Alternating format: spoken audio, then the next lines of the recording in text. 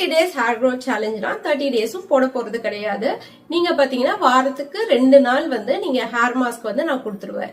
So அந்த 2 hair மாஸ்க நீங்க ஏதாவது ஒரு டேட் வந்து பிக்ஸ் பண்ணிக்கோங்க. செவ்வாய் வெள்ளி அந்த மாதிரி. ஹேர் மாஸ்க் போடுற அன்னைக்கு நல்லா ஹேர் ஆயில் போட்டு நல்லா மசாஜ் பண்ணிட்டு இந்த நான் சொல்ற ஹேர் பேக்கையும் நீங்க வந்து தடவிக்கலாம்.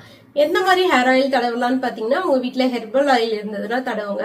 இல்லாட்டி என்னோட சேனல்ல பிளேலிஸ்ட்ல பாத்தீங்கன்னா ஹேர் growth ஆயில்ஸ்னு நான் கொடுத்திருப்பேன். Black seed oil, aloe vera oil, அந்த மாதிரி கலோஞ்சி ஆயில்னு நான் பாத்தீங்கன்னா ஒரு 4 months ஒன்ஸ் எப்ப என்னோட ஆயில் தீருதோ நான் நெக்ஸ்ட் ஆயில் வந்து ப்ரிப்பேர் பண்ணிக்குவேன்.